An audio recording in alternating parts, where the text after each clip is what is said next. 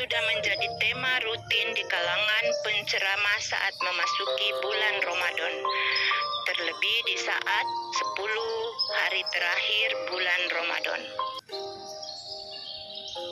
Bahasa berarti diam. Adapun itikaf yang dimaksud adalah berdiam di masjid guna membangun relasi intens seorang hamba terhadap Tuhannya dengan memalingkan diri dari keriuhan dunia. Kenyataannya di lapangan tidak semua muslim memiliki kesempatan yang sama. Masih ada di antara kita, di antara mereka yang memiliki agenda yang tak dapat ditinggalkan di 10 hari terakhir Ramadan. Harapan mereka yang besar sebagai seorang hamba untuk memanfaatkan kesempatan tahunan ini mungkin saja tidak semua mereka bisa mendapatkannya. Berjuang memenuhi nafkah, melayani kesehatan, menyediakan pasokan makanan, mengatur lalu lintas, menjaga keamanan wilayah, dan lain-lain tugas dan tanggung jawab yang tidak mungkin dilepaskan untuk mengisi waktu-waktu 10 terakhir Ramadan di masjid dengan semua manusia. Karena jika semua rutinitas tanggung jawab itu ditinggalkan mulai siang sampai malam 10 hari berturut-turut, dapat kita bayangkan apa yang terjadi dengan jalannya kehidupan semua manusia saat tersebut. Sebelum apakah kesempatan itikaf bagi mereka menjadi tertutup? Sementara mencari nafkah. Sebelum kita membahas hal tersebut, ada beberapa hal yang perlu dipertanyakan, diperjelas terlebih dahulu sebagai kerangka konseptual mendekati masalah tersebut, sebagai bentuk narasi dari jawaban yang seharusnya muncul dari pertanyaan di atas. Bahwa itikaf adalah ibadah yang disepakati ulama akan kesunahannya. Kedudukan hukumnya tidak sampai padu terkecuali dinazarkan. Sementara mencari nafkah, memenuhi kewajiban dan tanggung jawab kita yang lain dalam bermuamalah kepada sesama manusia, itu adalah tanggung jawab atau kewajiban yang tidak bisa kita tinggalkan. Dalam perspektif fikih Syafi'i, itikaf boleh dikerjakan kapan saja dengan durasi yang adaptif dan variatif, serta diawali dengan niat sebagaimana ibadah.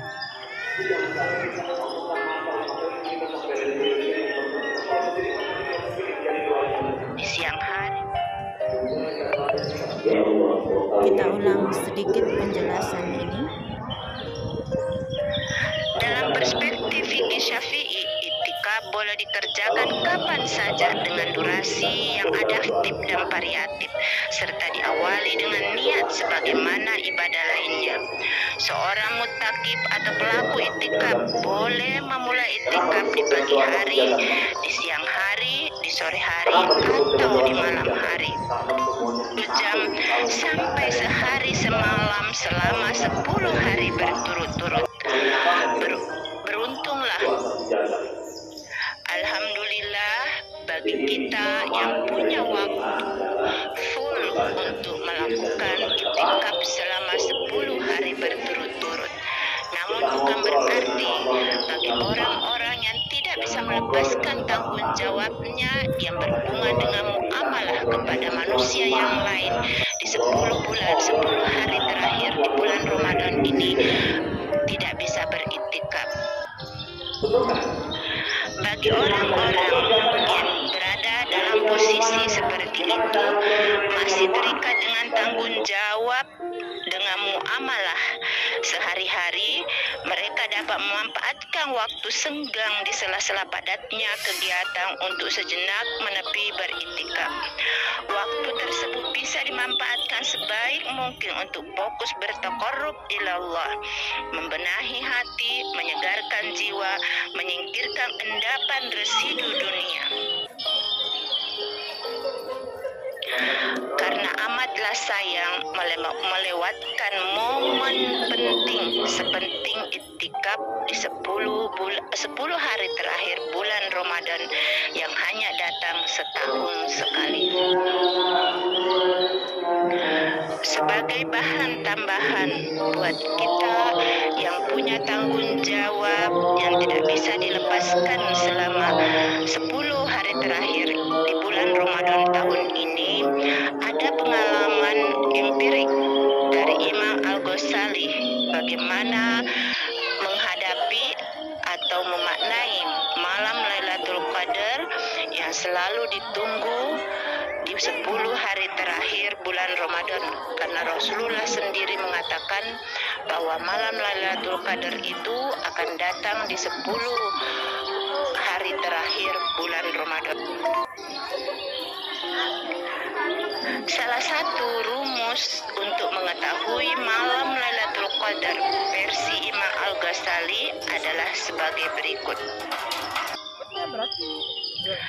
Bila Ramadan dimulai pada hari Ahad atau Rabu, maka kemungkinan malam Lailatul Qadar jatuh pada malam 29 Ramadan.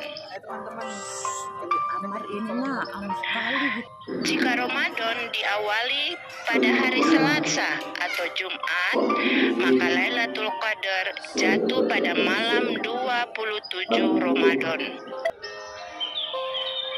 Selanjutnya, jika Ramadan diawali di hari Kamis, maka Lailatul Qadar jatuh pada malam 25 Ramadan.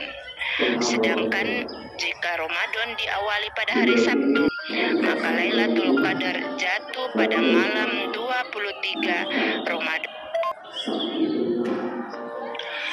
Karena awal Ramadan di negara kita ini masih berbeda, ada yang memulai Ramadan di hari Selasa, ada yang mengawali Ramadan di hari Senin, maka boleh jadi apa atau waktu turunnya Lailatul Qadar dalam rumus ini juga tentu berbeda-beda.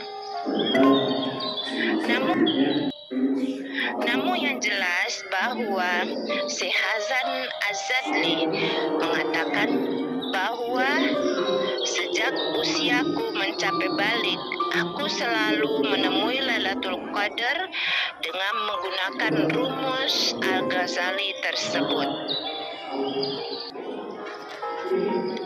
Baik, demikian.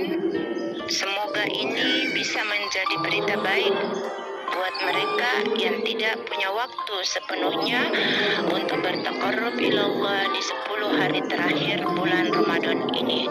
Semangat memanfaatkan sela-sela waktu yang kita miliki dalam menunaikan tanggung jawab kita sebagai kepala keluarga, sebagai anggota masyarakat dengan tanggung jawab yang sudah kita terima sebelumnya.